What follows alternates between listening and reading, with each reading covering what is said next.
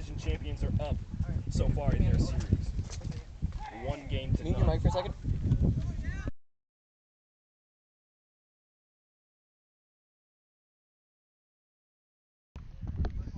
Test. Talk now. You're good to talk now. Hello. So we have number 22 with the ball here. He's marked by Brennan Jacobs. Pass number 11, who drives and scores. It is 1-0 Austin Outlaws. A commanding performance. You're good to just start talking. It's not muted. A commanding performance in the first game by Austin. Starts off again here with a quick goal. Yeah, that was textbook. Draw the beat, make the pass. It was a clean one too, and they gave him a really good run at the hoops. And a pretty impressive finish when you can go airborne and finish pretty straight with that shot on. Rochester. Now, Gagne up top with the ball. Rochester does not have dominance, but they trade a beat up top. They're going to get dominance back. The pass to number 7 is off. He's got to come pick it back up. He gets beat out. It's not called a beat. It said it hit the ball. The errant pass to Gagne goes wide. Goal ref signaled it was good, but nobody else agreed. He's charging. 18 dodges the beat. He's got a free hoop, and he puts it through.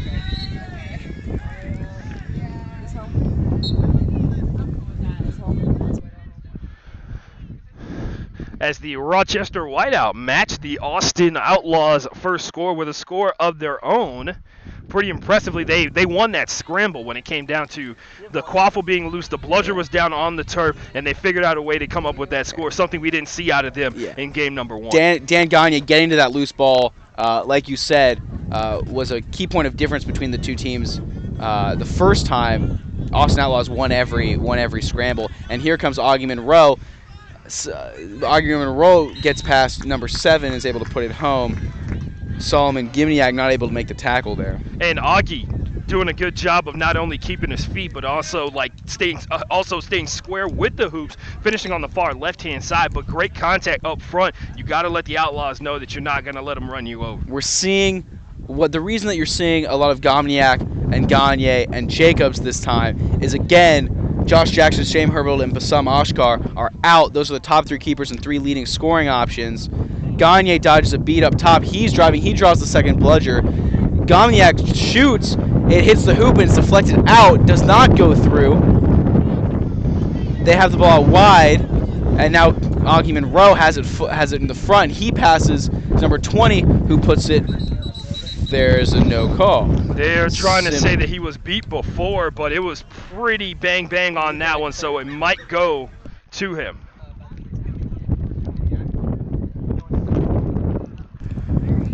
Simone Ahrens put the ball through the hoops, but they're talking about whether it's a good goal or not. And coming into this matchup, to give you an idea of what these two teams are in terms of their scoring disparity, Rochester has none of the top 10 scorers in Major League Quidditch, and the Austin Outlaws have 2 of the very best. We're talking about Martin Bermudez and Augie Monroe, who's at number 2 when it comes to that total goal, scoring. and that goal was counted good by Simone Ahrens, and that's 3-1 Austin. Bludger control line with the Austin Outlaws that they're trying to make, as the Rochester Whiteout trying to make their way across here. Let's see if it gives Bermudez a chance to get some one-on-one time as opposed to being beat out up front. And that's Dan Gagne with the ball. He makes a pass to Alyssa Giarso, who falls down. Oh, she tried to might cut have twisted and her she rolled ankle. her ankle. Yeah. She might have twisted her ankle here. She's going to hobble back to the hoops. We'll see if she's okay. Simone Ahrens has the ball. He's coming down. He wants to beat her down to the hoops. She's definitely twisted her ankle. Giminiak trying to stop the drive. It goes across number 13, who misses it. And the Outlaws with the heart and the hustle on that one, regaining the offensive control on that one, getting ready to kick it. And now number 11 has the ball for the Austin Outlaws. It goes back over to number 22. Simone Ahrens beat out, and Rochester back with the ball. And we saw that late in the game 1 of the Austin Outlaws versus the Rochester Whiteout. They try to run this little slant action where they cut towards the hoops, and it's basically a distraction for the keeper and the beaters. They throw the quaffle, and they get it right back to the initial passer to get an opening towards the hoops. Bermudez is beat there. Giminiak passes to number 22. The beat misses 22. She still has the ball. Now she gets beat out. Now Augie Monroe is coming back down the field. Augie's got space. One player whiffs. Gominiak whiffs, and Augie Monroe scores, making it a 4-1 game. And Augie's been at this for quite some time, ladies and gentlemen. So when it comes to him in a one-on-one situation, it's as the kids like to say, cash money for the most part. Ashton, it already looks like Austin's going to literally run away with this game. They're going to break all day on him. How would you change things up if you were Rochester right now? Well, I mean, the immediate idea that comes to mind is whenever teams get put up against the wall, you think about going to two male beaters. I mean, that's pretty much right. what it comes down to. And now down 36 passes. Back out to Devin Sandy, number 15. Two male beaters might be the reality that Rochester has to go with. And why would you do that? It's about slowing the game down, or is it about maintaining dominance? What?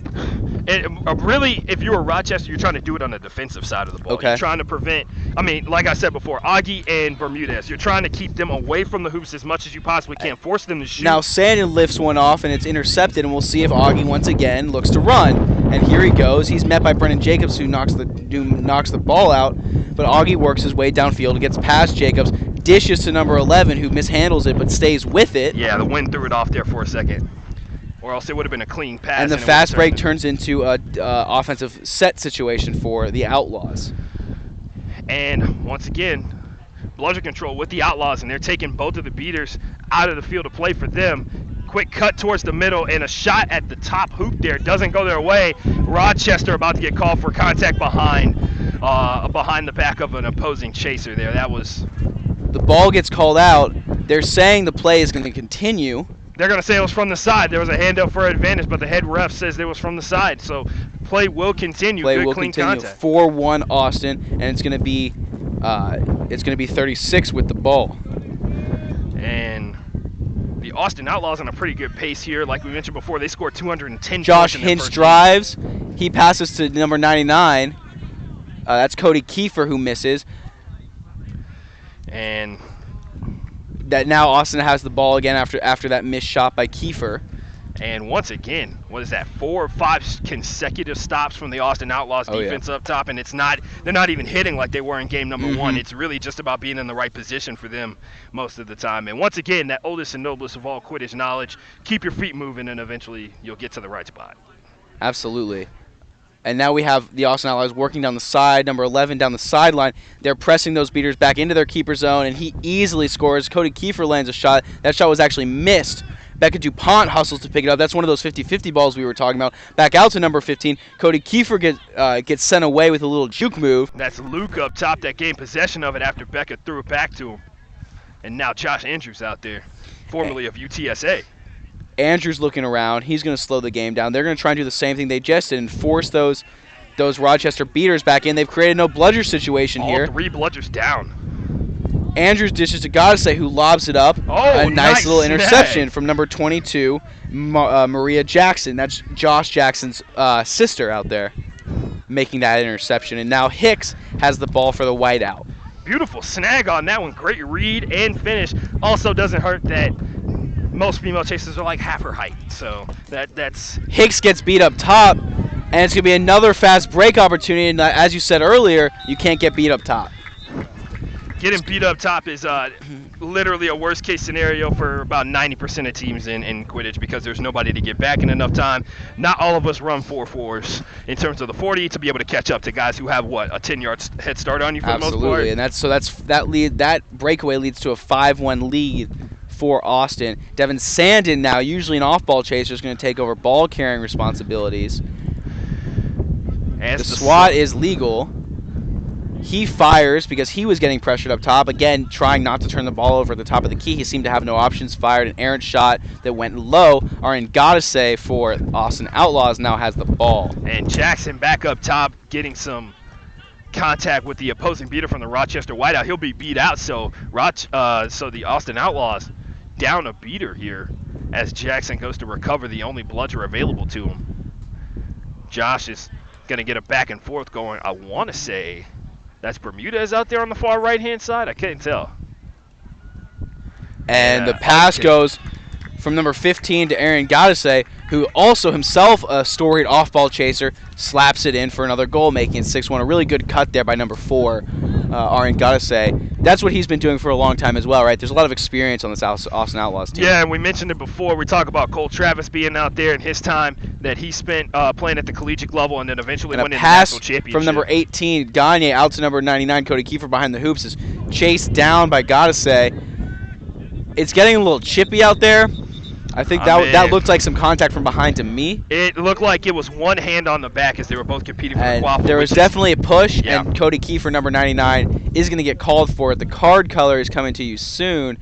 Is it just going to be? Nope, it's going to be a yellow card. That's going to be the first of 3 yellow cards that you can receive. And it's going to be a power play for the Austin Outlaws. That looked a little bit like a frustration foul. Yeah, and we saw that a little bit earlier in game number 1 from number 15, Clark, out there. He got away. He lost the quaffle. Devin Sandin. Gotcha. So that was Devin Sandin that we were talking about. And you're right, there was probably a little bit of frustration. And here comes gotta say, to make the frustration worse, he drives through. The high tackle does not stop him. No call, it's though. now 7-1. Gotta say after gotta say puts it through. And we mentioned it before this game began, Godsey hadn't scored any goals. I think he's got 5 in this one so far, so that's pretty impressive. So many weapons on this Outlaws team, and they're showing them off here as Gagne takes the ball up the field, number 18. He's got a beater in front of him. Austin has bludger dominance. Austin's got the lead. And the beater exchange up top allows a one-on-one temporarily, but Rochester not taking advantage Out of it. to Jackson on the wing, who lobs it into Gagne. It's not going to get the job done. It's a turnover. Oh, a nice catch. Possibly breaking up this fast break from the Outlaws. They're still going to go. We have a flat tire out there on the right side. It's going to get jumped on. The ball's going to squeak out. The beat is going to miss, but Kiefer's going to roll and get it. He's going to look to break. Kiefer's looking for options. He slows up at the mid-yard line. Bludger control belonging to the Austin Outlaws will slow down any chaser. If it wasn't for those dang bludgers, it'd be a lot more fun in Quidditch. I'm kidding. It'd be a totally different game. It'd be rugby, basically. And now Kiefer passes. Gagne can't handle the pass. Gagne with a clever little rollout. He drops the ball but dodges the bludger. They do call him beat in the end. Yeah, there was 2 contacts. One knocked the quaffle out, and the other one hit him on the shin to make him beat. Alfredo Salinas, number 17, ends up coming up with it. And Salinas is going to drive on Devin Sandin. He gets by Devin Sandin. Salinas makes a pass. It's a really good one through the middle of number 11, who puts it through. And the Austin Outlaws staying stout on the hoops. And again, and now they're saying that that's Jackson's now because she took it on the attempted tackle. And the Austin Outlaws maintain bludger control. And they're going to be out there with a crew of Molly Leasing and number 80. Molly Lensing of Silver Phoenix at one point, currently of Lone Star. Silver Phoenix, one of those B teams in the USQ that consistently finds themselves going to nationals pretty impressively enough. And Becca DuPont's going to pick this up after a good turnover. She's going to take on number 3. She's going to dish it to Sam Hamowitz. And the pass he's not going to be able to handle. Number 36 of Rochester is going to be able to pick it up. And Hamowitz, one of those guys that elects to use the Tillman approach to forcing fumbles when it comes to going up against opposing chaser. He uses his fist to punch the ball out and then hopefully come up with a snag. Josh Hintz tries to make a pass. Hintz's pass is low, and Sam Hamowitz recovers the ball. And Molly Lensing out there, she doesn't get a lot of playing time because of some past injuries. Molly, torn a couple of ACLs at some point, and broke a hand last season. Yeah, broke a hand at Diamond Cup. Sam Hamowitz taking on the Rochester defense now. He's going to drive. He's going to force the ball through. It's not going to get there. A nice last-ditch effort there from the Whiteout as Sam Hamowitz gets beat out, and Hintz is able to come up with the ball. And Hamowitz having a tough time finding his stride here versus the Rochester Whiteout. We saw him last game find tons of openings. It looks like Rochester is swarming to the ball a little bit better here in the back half of this game, but is it too little too late? Score still 8-1. Yeah. Been a long time since the Whiteout have scored. They're really looking for a goal now. Hintz they're hoping can be the man to do it. It's going to be pressure up top because the Whiteout beater was beat out. Leansing is going to beat out number 3, Denoto. Yeah, that's going to be what seemed to be an illegal reset. The intended receiver I guess you could call it, because on a legal reset, that means that there was no intended receiver. It looked like it could have possibly been Simone number Aarons 20. starts with the ball, but it's intercepted by Hintz, his long pass to number 22, Bermudez. Hintz is going to hold on to the ball. The Whiteout have one bludger. And Ryan Naraki and Molly Lindsay making a pretty good beater duo out there pretty consistently. Both of them with great The pass cardio. is another errant pass from the Whiteout, and Bermudez is going to hop on it. Bermudez is going to look to run, and Bermudez is going to miss one tackle, and Bermudez is going to score. That's why he's one of the leading scorers in MLQ. And notice on that play, almost fell off the broom, kept his wits about him, and made that clean shot. And it seems like the Austin Outlaws is one of those teams that's great at running through contact. You make contact with them, as long as the shooting hand is loose, and it goes back to that experience, the shot is typically on target. They don't freak out when they're getting hit by multiple people. They're looking around trying to find each other because they know somebody or two people are tackling them, somebody's open. Absolutely, and Gominiak is trying to make his move over on the left side. There's two beaters up there for the Whiteout. He passes to Gagne behind the hoops. Gagne shot air mails, and number 3 is going to be able to corral this before it goes out of the hard boundary, but he's going to have a beater on him, and he's going to pass it back to Gominiak, who's going to reset. And Ryan Naraki choosing to make Denoto run. And there was an advantage that was called earlier over here on the far left side of the field. Interesting what this could be, because it is the beginning of another offensive set for the Rochester Whiteout, who successfully backed out of a really dangerous situation.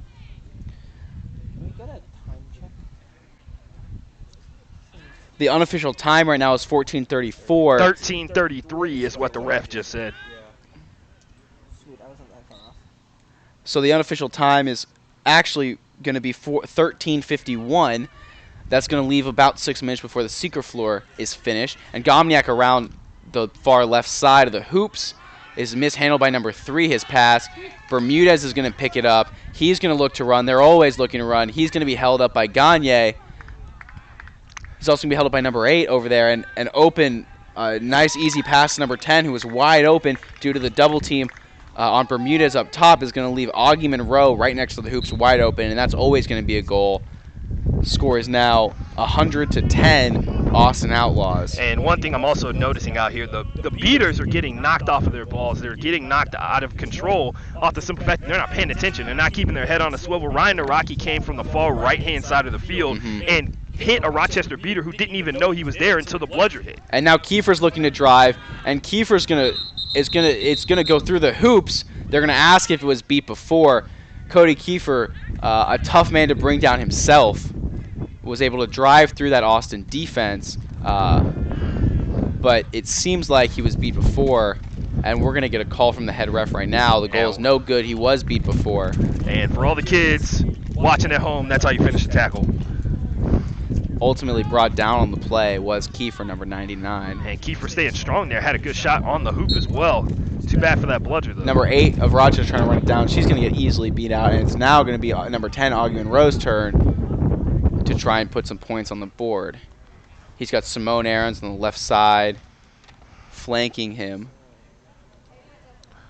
And Kiefer's going to step up to defend. Aaron's pretty high up there, so no pass going to go to that right-hand side. And Aaron's trying to make him work, going to cut towards the hoop and then pop back. Augie choosing to pass to Salinas, who drives. Salinas looking to finish. Salinas does finish around. Salinas does finish around. Kiefer jumped on the ball, thinking it was still live. It turned out Salinas had finished through the top half of that right hoop. The ball denial on the left side of Simone ultimately was effective, but didn't lead to a defensive stand. And remember, for those of you watching at home, the Austin Outlaws, Robert Sluss, is out injured earlier in this season. He was their 4th leading scorer on this Austin Outlaws team, so it'd be kind of scary to imagine what these guys could be if they were truly at full power. And Gagne's pass earlier to Kiefer was another long pass to try and throw behind the hoops. Again, is unsuccessful. They're going to have to come up with some sort of strategy to get Kiefer free with the ball or Gagne free with the ball if they want to have a chance of coming back here. Score currently 11-1 Austin. And now Augie Monroe has the ball for the Outlaws. Again with Salinas and Aaron's flanking him. Up high is Gomniak. He passes to Salinas after Gomniak brings Monroe down. Salinas pump fakes. Salinas scores. He's the free man out there right now. And for I mean, if you've watched Quidditch before, if you're watching for the first time, that's pretty much textbook offense. You drive towards the beaters, which is what Augie did, knowing that he's the biggest threat offensively because he has the quaffle and he's also one of the best scorers in the game. The beater rotates up, throws it, he dumps it off to one of his teammates, and they finish strong at the hoops, relatively uncontested, and that's always going to work in the game of Quidditch. In the San Francisco game, it's currently 60-60 between San Francisco and two-time defending champion Boston Knight Riders. That'll be an interesting one to keep an eye on. It's a tie game out there. Here we have Augie Monroe running down the field. It's 12-1. He gets by Brendan Jacobs. He makes a shot. Salinas is there to pick it up. Salinas passes across the field to number 15, who's unable to corral it. And Brendan Jacobs is able to put out the fire for the Whiteout. And going back to what the Boston Knight Riders, remember, they haven't played for what? They showed up here today. They've been here since about noon, and their first game was at 3 or 4:30, I believe it was. So they've just been sitting around here. Everybody else has been running the pitch, hitting each other, scoring goals, and getting that momentum going, getting that lather going, like when you talk about boxers, and the Boston Knight Riders coming relatively cold into this matchup. And Augie's able to stop a shot or a pass from number 18, Dan Gagne. He is now running down the field against no bludgers. He makes a pass. It's mishandled, but ultimately picked up by number 15, who puts it home. And with the score. And like you were saying, it is game 2 for the Knight Riders, not their first game. They were San Francisco suicided that first game, but they're putting up a fight, and it'll be interesting to see if the Knight Riders can. And the suicide grab, of course, mentioning that they pulled for the snitch, knowing that they were going to lose. Right, absolutely. And it'll be interesting to see the result of that game, and if Boston can ultimately pull away. Oh, and also they would have to get a new hashtag. The Boston Knight Riders hashtag for MLQ is hashtag Ride the Streak, because they've never lost in MLQ play. Back-to-back champions and undefeated for the entirety of MLQ's existence. Yes, and what, 3-time East Division champions, and losing one game, they have to get a new hashtag. So Augie Monroe again stops a shot at the keeper position, running away from Devin Sandin. He passes off to Aaron Goddesay, who says, nope, you can have the ball right back. Augie says, nope, you can have the ball right back. Now, Arian has the ball. He wants Augie to have it. Augie's got the ball. Yeah, they're just trying to make sure they don't get called for a potential delay of game situation here, trying to make sure also that they're properly aligned for when the beat happens up front, as the beaters are, I mean, they're going on a rampage right now. That's 3 consecutive ones. That's pretty impressive when you're talking about movement of the beats. And now Arian's decided he's found a hole. He wants to drive. He gets tackled by Gomniak. His arm Monroe got isolated is there. there. Monroe's feet get taken out from under him. Devin Sandin jumps on the ball. It's not a bad defensive play there from Augie livid that he did not get that call after somebody dove at his legs. Pretty solid defensive effort there from the Whiteout. Able to lay a hit when they need to and clean up. And that Devin Sandin pass to Hintz goes right back to Gomniak, who dodges the beat, dodge. Picks the ball back up, fires, and Augie Monroe is right there to clean it up. And that's been the story of Game 2 for the Rochester Whiteout. Long pass after long pass, and if you play Quidditch or you know your fundamentals pretty well, long passes have very low percentage chance of success. Yeah, it's been long passes and long shots, and Augie's just been standing there knocking them down and taking the ball back up. And those count as blocks? Is that stat stuffing at this point? It might be. But now Andrews on the left side has the ball. Back to number 15 of the Outlaws. He's going to make a move. He's going to take a look. Andrews is now going to take a look. He's going to drive. He wants it. It's blocked by Brendan Jacobs from behind the hoop. Yeah, Devin Sandin is jumping on it. Gomniak, number 7. Gominiak, number 7 has it. Godsey pokes it out. Goes right back to Devin Sandin. Hintz has the ball. And the Whiteout have bludger control. So let's see if they can end this scoreless streak here. Yeah, this is about the prime situation that you can be in. Bludger control, full power. Work your way down there slowly but surely. Maintain bludger control. And drive and dish or drive and score. And our snitch is on the pitch. It is the unofficial time is around 1950. At 20 minutes, the secret floor will happen. It's now 1940 of unofficial And it was a clean pass at the hoops, deflected off the chest of the Chaser over there lost control, and now Austin on a fast break, and that's what's going to happen every time. Austin trying to take advantage of every mistake that you make. That's why it's so important to play as cleanly as possible, and if you know that you can't play cleanly every single possession, you got to slow it down as much as you possibly can. Especially when you have bludgeon control. You got to guarantee yourself a score every time you go down the pitch. But for the most part, most teams can't get bludgeon control from the Outlaws because they have a strong rotation coming in and out of the game all the time. Absolutely. Now 36 Hintz is going to start with the ball for the Whiteout. It looks like they counted the goal no good. The score is they did count the goal. The score is 14-10. And for those of you wondering, the game that's up after this one, the Indianapolis Intensity and the League City Legends will duke it out. The League City Legends currently down 0-1 in their series. And League City, Indianapolis was able to put a stranglehold on the beater game, and a huge catch out of nowhere. It's what we were just talking about, a suicide grab by number 8. That's Alexa Hurlbert. She came out of nowhere to make a grab. By the way, all the refs are smiling, including everybody pumped up about that one. It will count as a catch.